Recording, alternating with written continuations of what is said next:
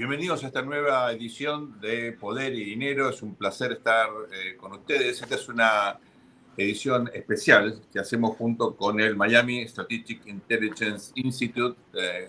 Uno de sus cofundadores está con nosotros, Jesús Romero, que es un muy destacado oficial retirado ya de inteligencia naval de los Estados Unidos. Jesús, un placer estar contigo.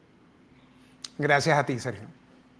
Tenemos el honor de tener con nosotros, y esto es una realmente fabulosa oportunidad, a Francisco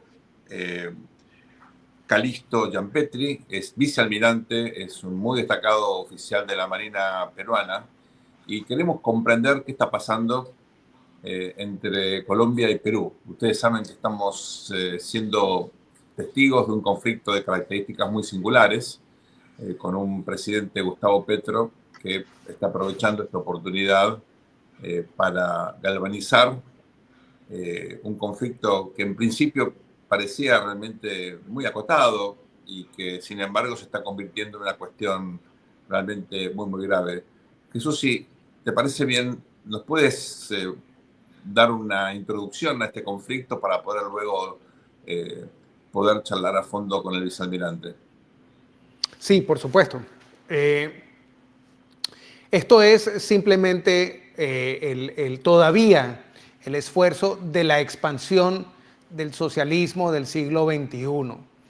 Este problema que ha acotado Petro es simplemente para esconder los problemas de profundidad por los cuales está pasando el país a este momento. Tiene problemas muy significantes, muy profundos con la guerrilla, con el narcotráfico, con los paramilitares, y no ha podido llevar a cabo esa paz que él le había vendido al pueblo y al público cuando entró en campaña. Eso fue realmente lo que le gustó a un gran sector del público para terminar con todos estos problemas. Al parecer, eso no ha sido así. Y con este problema, como todos los socialistas que tienen problemas graves, buscan echarle la culpa a otras cosas, a otros países y a otros líderes. En este caso, yo creo que el vicealmirante Giampietri tiene y ha vivido por experiencia propia, gracias a Dios, está en una posición donde nos puede decir a nosotros exactamente lo que está pasando, tanto en la tierra, la historia y qué es lo que parece que sea realmente lo que esté detrás de todo esto. Lo que está sucediendo, para comenzar, en la frontera entre Colombia y Perú no es un conflicto. Simplemente es una situación que se ha dado producto de la exacerbación del clima fronterizo impulsado por el presidente Petro. Para entender un poquito esto tenemos que graficarnos mentalmente más o menos qué cosa es lo que ha sucedido. En la historia reciente, en el año 1911, Perú tuvo un conflicto con Colombia y nosotros ocupamos gran parte de la ciudad, de casi toda la ciudad de Leticia. Nos fuimos más allá de lo que ahora es el Perú. Y después de esto, merced a las negociaciones que existieron entre los dos países, retrocedimos nosotros, entregamos Leticia a Colombia como un tema de negociación junto con Estados Unidos por el tema de la pérdida de territorio de Colombia con el Istmo de Panamá, y al final se trazó la frontera en 1922 para hacer la historia tan larga.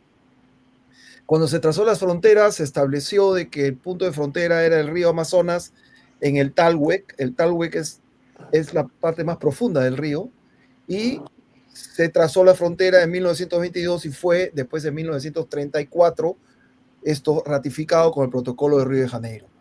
A partir de ahí, Perú ha quedado en un sitio y Colombia ha quedado en el otro, y con una línea que los divide, pero el río ha cambiado el curso por temas de índole natural, y eso generó la fractura de una pequeña isla que después se ha vuelto a juntar otra vez y que le dicen la isla de Santa Rosa, pero en realidad se llama la isla de Chinería, que tiene un pequeño distrito que se llama Santa Rosa, que es parte de la isla, que se seccionó por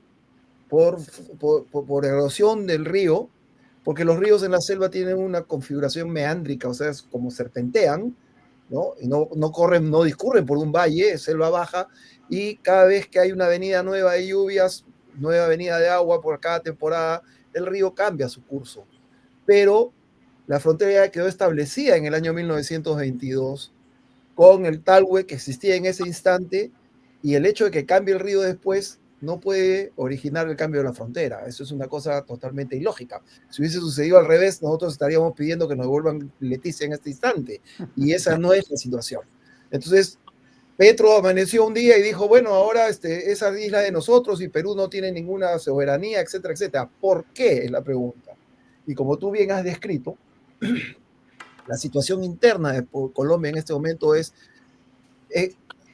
extremadamente compleja, efervescente, tiene problemas con la social, tiene problemas de índole económico, tiene problemas de índole político, tiene al hijo preso, tiene un presidente, expresidente que es de derecha preso también, tiene a la población que en este momento estaba tomando las calles de una ciudad que se llama Boyacá.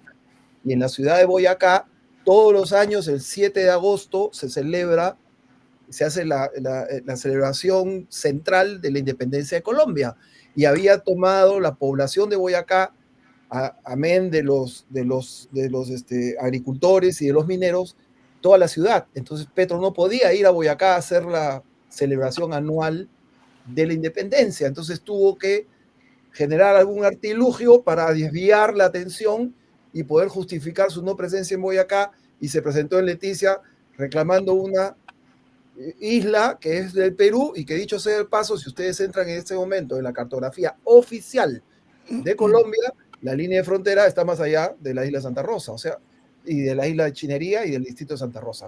O sea, lo que está diciendo Petro simplemente es un artilugio para poder, como tú muy bien lo has dicho, desviar la atención. Y qué mejor que apelar al patrioterismo, porque eso no es patriotismo, ¿no? Y que tratar de nuclear a toda la población atrás de él, sobre pretexto de ganar la soberanía de su país. Eso es un resumen más o menos de lo que está sucediendo. Vicealmirante, ¿cuál es el impacto que ha tenido esto en la opinión pública de su país, en el Perú? Bueno, a ver, tenemos que entender cuál es la dinámica de vida que existe en esa frontera, pues es una triple frontera, no solamente es Colombia y Perú, sino también ahí está la ciudad de Tabatinga, que es Brasil. Eso es una triple frontera, y entre ellos se alimentan, tienen una sinergia que es de índole mutuamente incluyente y colectivamente exhaustivo. Entre ellos se alimentan entre sí y suplen los servicios que sus grandes ciudades no le pueden dar porque están muy alejados, están en la frontera.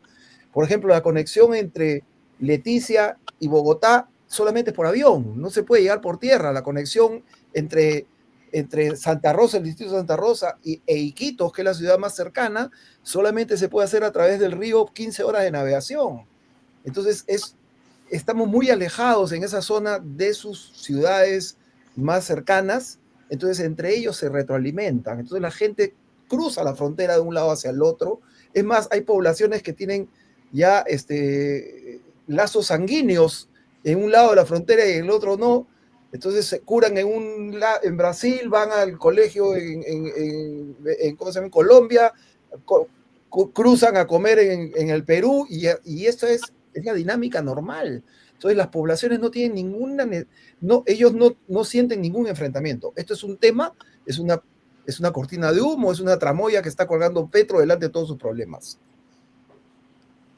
Hay que recordar cómo es la geografía de la zona. Tal vez parte de nuestra audiencia no esté tan familiarizada, pero hay una falta de infraestructura bastante generalizada. Bueno, y efectivamente es muy difícil comunicar, es muy difícil incluso llevar tropas o insumos, ¿verdad? Son zonas muy aisladas. Esto en Colombia durante mucho tiempo ha favorecido, lamentablemente también ocurrió lo mismo en Perú, ¿no? La instalación de guerrillas y grupos que han cuestionado la legitimidad del Estado.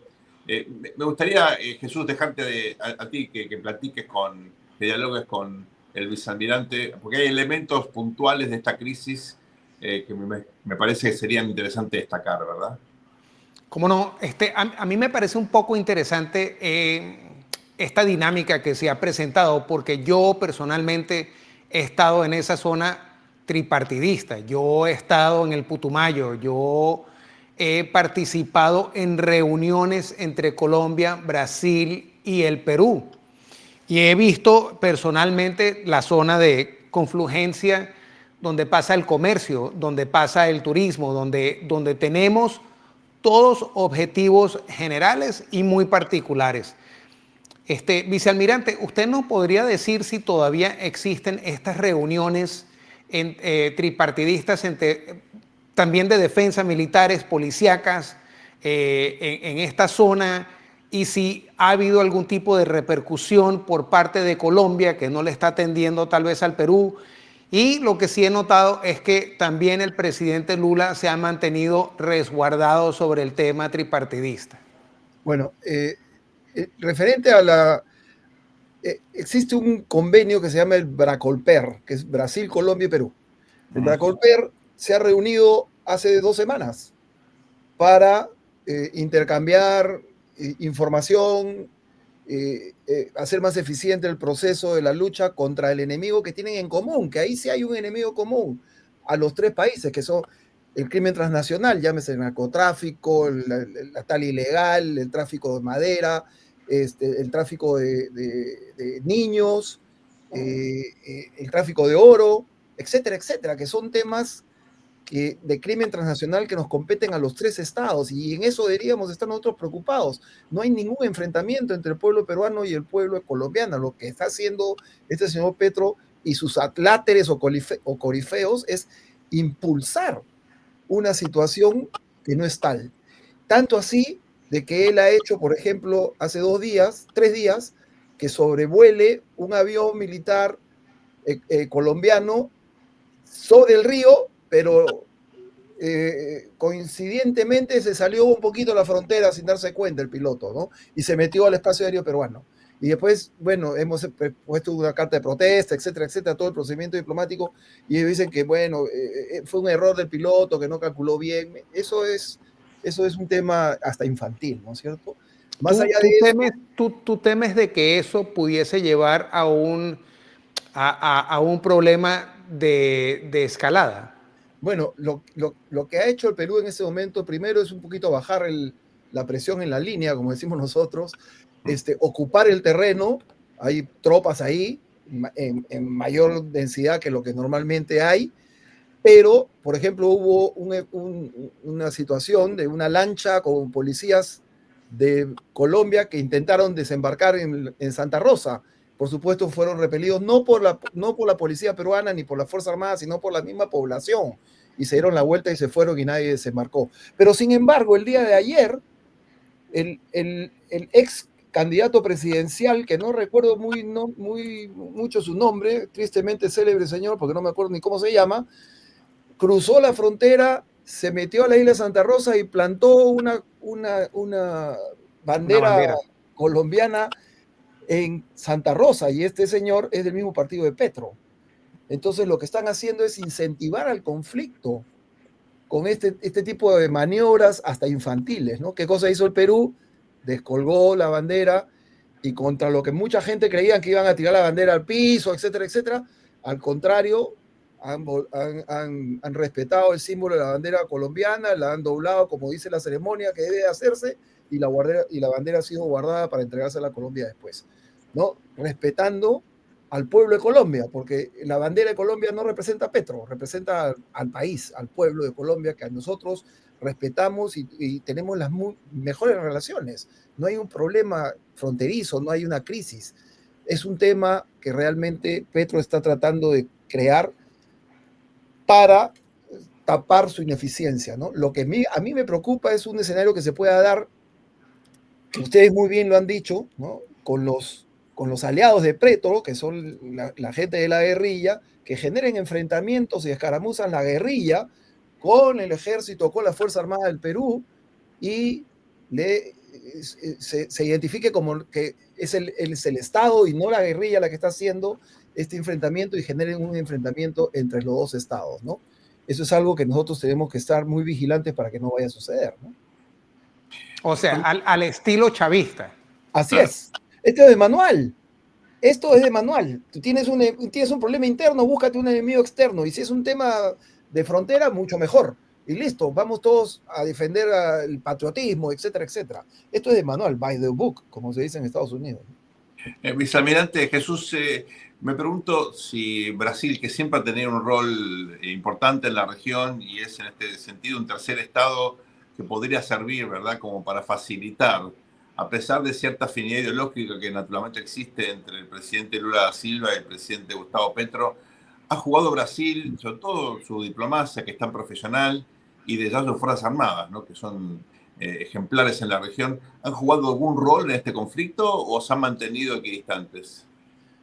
Hasta el momento Brasil, como diría mi abuelita, ni pinta ni colorea, ¿no? Está en, está, está en una posición de un silencio electrónico, como dicen los submarinistas, y observa con el periscopio y más allá de eso no está haciendo nada, ¿no? A mí me llama la atención esa jugada en particular de Lula, porque cuando hubo el problema en la frontera con el Esequibo, Lula sí, bueno, el Ministerio de Defensa de Brasil sí desplegó elementos de tierra hacia la frontera de Venezuela para prevenir una escalada de problema de conflicto. Pero sí, sí he notado de que en esta parte en particular Lula no parece que no ha tomado ningún tipo de preocupación sobre el tema. Y me preocupa a mí realmente si es el tema del socialismo, porque saldría a flote de que Lula respalda a Gustavo Petro simplemente por ideología. Bueno, pero eso es como que 2 y 2 son 4, ¿no? Eso es lógico porque al final él no quiere, como decía mi abuelita, no pongas la vela ni tan cerca al santo, ni que lo queme, ni tan lejos que no lo alumbre, ¿no es cierto? Entonces, él está en esta situación de compás de espera, viendo qué cosa es lo que sucede, porque al final también entiende de que esto es un tema que no tiene ningún asidero, ni histórico, ni legal, ni político.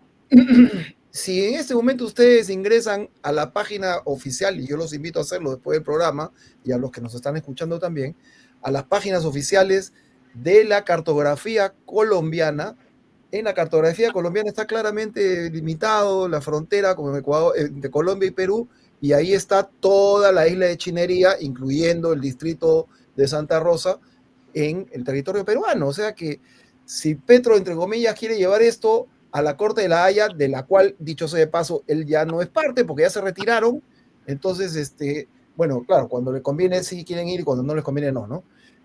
Va a perderlo porque al final su misma cartografía dice que ese territorio es del Perú. O sea, esto no tiene ningún sentido. Lo que pasa es que el río en esta condición meándrica se aleja y se acerca de las orillas dependiendo de las avenidas de río o de agua de todos los años, y ahora le ha tocado alejarse de Colombia. ¿Por qué? Porque Colombia no ha hecho su trabajo.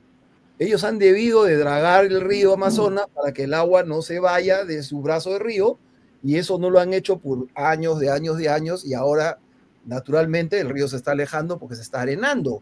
Y entonces, como él dice, que Leticia está pegada al río Amazonas y el río Amazonas se está yendo más hacia el sur, entonces él se tiene que ir más hacia el sur porque tiene que estar pegado al río. Y eso no es así, porque la frontera ya fue establecida en el 1922 y hay una claramente definida línea geodésica y geográfica, ¿no? Una pregunta tal vez un poco absurda, pero estoy obligado a preguntar si la OEA puede jugar algún rol en este contexto. Bueno, al final veremos qué cosa es lo que va a pasar. Teóricamente hay una mesa de negociación o de conversaciones que vamos a desarrollar, y eso está en veremos todavía porque depende cómo, si se sigue comportando Petro como se está comportando, qué tipo de negociación vamos a tener. O sea, empujar a que la policía trate de desembarcar en el Perú, cruzar el avión, enviar a su candidato presidencial a que siembre una bandera en el lado del Perú, por ningún lado son temas de índole amistoso, pero la gente misma de Colombia y de Perú están en contra de lo que Petro está haciendo, ¿no? Su mismo pueblo. Entonces, veamos a ver al final cómo se termina decantando este asunto. La Cancillería peruana yo creo que ha hecho un buen trabajo. Ya nosotros hemos tenido otras experiencias de delimitación fronteriza con otros países y nuestra diplomacia ha sabido manejar el asunto en los bemoles correspondientes, ¿no? Sin elevar la presión en la línea demasiado y sin enfriarla tampoco. Entonces, están haciendo un buen trabajo, están siguiendo las pautas del derecho internacional y eso al final es lo que se tiene que hacer, ¿no? Jesús, te cedo la palabra como para ir de alguna manera concluyendo la entrevista, agradeciéndole a ambos, por supuesto, su colaboración para este programa especial de Poder y Dinero. En especial, Jesús, me gustaría ver tu visión desde una perspectiva estratégica. Es una región, la nuestra, que tiene varios conflictos. Bueno, no es un episodio, tal vez no ha sido un conflicto, pero ¿qué nos dice esto respecto del eventual liderazgo de Estados Unidos? ¿Tú crees que en algún momento el presidente Trump podría, bueno, o el secretario de Estado Marco Rubio, que tiene un especial interés en la región, podría opinar o podría dar alguna señal al respecto? Bueno, yo no estoy seguro de que vamos a oír al gobierno norteamericano de hacer una opinión sobre lo que está pasando precisamente en la zona tripartidista. Yo sí pienso de que ya con la administración del presidente Trump tenemos una política y una estrategia diametralmente diferente a la política del presidente Biden. Una cosa aquí que a mí me preocupa muchísimo es el tema del narcotráfico, pero no el tema del narcotráfico como uno piensa en carteles, en el problema de que si están traficando unas toneladas para aquí, unas toneladas para allá. Eso no es a mí lo que me preocupa. A mí lo que me preocupa es cómo estos países socialistas han tomado la cocaína en particular para poder llevar adelante, para extender la ideología del socialismo del siglo XXI. Y la cocaína, la coca, el sembradío de 350.000 hectáreas en Colombia responde a una estrategia que está llevando adelante estos países socialistas para poder pagar para extender el socialismo del siglo XXI, causar suma violencia para mantener a todo el mundo ocupado, entre otras cosas. Pero yo creo que la administración de Trump, por medio del secretario de Estado Marco Rubio, ha visto de que hay que de verdad realmente lidiar con el problema a fondo y sería de tomar en cuenta el problema que Petro representa. ¿Por qué Petro está llevando a cabo cultivos de coca a tan gran escala? Bueno, en mi opinión, fue para pagar la campaña de Morena que terminó con escogiendo a Claudia Sheinbaum. Yo pienso que en este momento lo que está haciendo Petro es dejando que todavía sigan los cultivos de coca para poder pagar la campaña de él para que él vuelva a ser reelegido el año que viene para las próximas elecciones. Porque sin el dólar, sin George Washington, el socialismo del siglo XXI está muerto. ¿Qué piensas, el vicealmirante Gianpietri, sobre la extensión del socialismo, del comunismo en nuestro hemisferio? Bueno, esto es un mal que ha extrapolado fronteras y que viene irradiado desde afuera de todas maneras y que nos está impactando a todos en nivel no solamente del tema de narcotráfico, sino a nivel de crimen transnacional.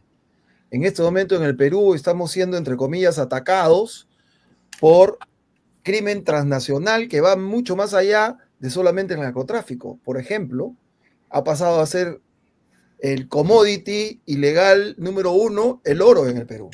El oro. Acordémonos que el Perú es el primer productor de oro del mundo en este momento. Y, por ejemplo, le digo, Bolivia ha triplicado sus exportaciones de oro en este último año y no ha abierto ninguna mina nueva.